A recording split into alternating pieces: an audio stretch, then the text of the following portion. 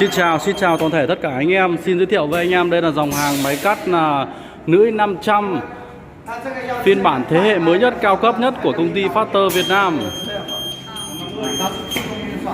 Đây là lưỡi 550 anh em nhá. Lưỡi 550 một phiên bản là lưỡi rất là to. Lưỡi cắt đẩy ngang, đẩy từ trong đẩy ra. Anh em có thể làm một số những cái loại nhôm là vách dựng là đấy, cắt vô tư luôn, những bản 20-30 phân là cắt vô tư luôn anh em nhé. Hệ thống máy là chạy tự động luôn, điều khiển bằng tự động CNC trên màn hình đây. Anh em xem. Wow.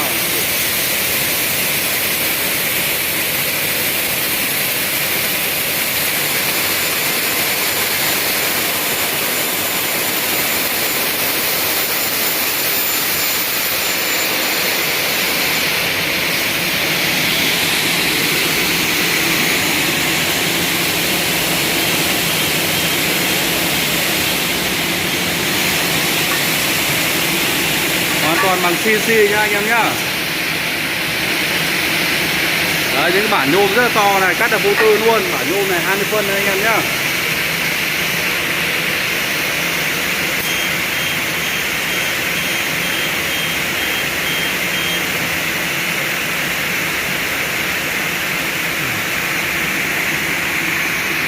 Những hệ thống mặt máy, bệ máy của nó rất là chắc chắn này, toàn bằng thép hết này. Và đối với loại này ở đây là nó có cái thước để đo khổ nhôm để nó cộng trừ tự động anh em nhá. Anh em muốn cắt góc ngửa ra này, là muốn cộng thêm khổ nhôm là chúng ta chỉ cần ấn thước thôi, tự động là piston nó sẽ là kẹp xuống để nó đo khoảng cách của nhôm, là nó tự động là cộng trừ vào cho anh em. Ở trên màn hình đây là sẽ tự động cộng trừ luôn, nó rất là thuận tiện cho anh em quá trình thao tác và làm việc. Hệ thống chụp này anh em này, rất là xịn sò luôn. Đấy. Anh em thấy chưa? Đề C nhỏ ấy, mỏng dính này, cắt không bao giờ bị văng nhôm luôn. Đây, vết cắt này, dày 2 ly, hơn 2 ly này anh em ạ. Nhôm dày 2 ly nhá, vết cắt của nó thì rất là ngọt luôn, rất là sắc nét. Hệ thống bơm dầu và đường ray tự động này anh em này, bơm dầu và đường ray.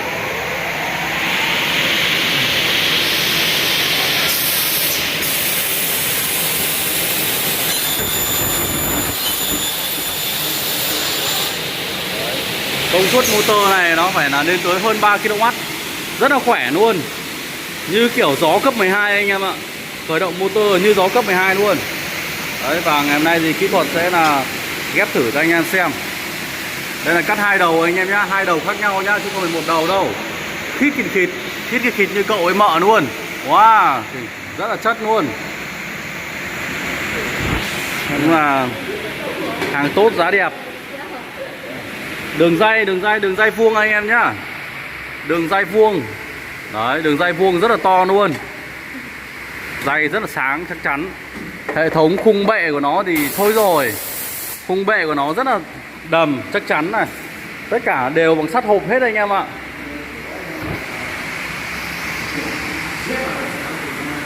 Ui, cái háng của nó rộng chưa? Anh em nhìn cái háng của nó phê chưa này.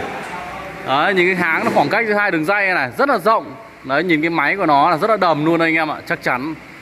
Con máy này nó phải nặng tới 2 tấn. Đấy, hệ thống là chuyển góc là tự động mà piston này. Chúng ta muốn cắt 45 độ hay 90 độ là chỉ cần vặn nút cho vào điều khiển thôi là tự động piston sẽ là chuyển góc. Hệ thống dây xích thì to thôi rồi. Đấy, dây xích rất là to, chắc chắn luôn. Đằng sau kia có hệ thống ca đựng dầu thông minh rồi. Đấy. Đấy, nó đo nhôm anh em á, đo kích thước. Đấy. Đấy, cây nhôm này tổng thể chiều cao của nó là bao nhiêu đâu không biết. 80 mini, 80,01 mini. Đấy. Đấy, cắt góc ngửa ra. Đấy là tự động là nó trừ luôn. Đấy. Đấy anh em xem nó tổng thể là 520 nhá. Cắt góc ngửa ra là 520 này. Đấy, và ngày hôm nay thì kỹ thuật sẽ test thử và cắt thử cho anh em xem. Cắt cả 2 đầu luôn. Đấy, phải đo chuẩn là 520 luôn.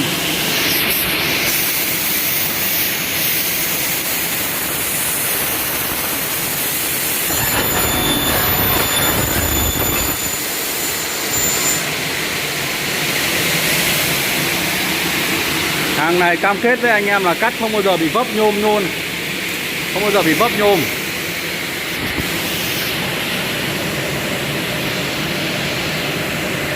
Sao thế không cô?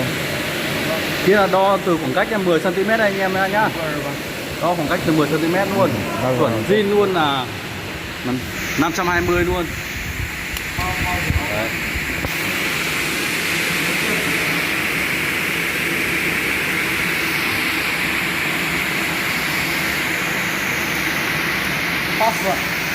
Đây hệ thống chụp đấy anh em này, nhìn xịn sò lắm, nhìn như kiểu là Ngọc Trinh ấy, chân rất là dài. Đấy, hệ thống chụp lên xuống tự động, không bao giờ bị vướng. Đấy, hệ thống là che DC, che mặt nhôm này, đấy, giống như kiểu hàng châu Âu luôn anh em ạ. Hệ thống tất cả máy đây đều có chế độ phun dầu tự động.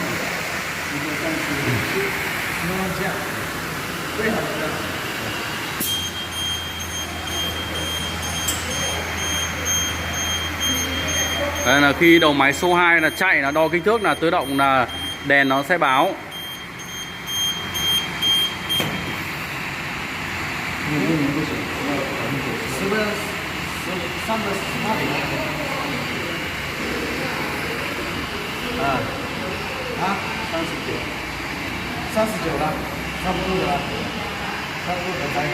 Anh em có nhu cầu xin hãy liên hệ với hotline ở phía bên trên màn hình của em Lượng nhá, 0972 709 182, hoặc số điện thoại Vina là 0942 709 182.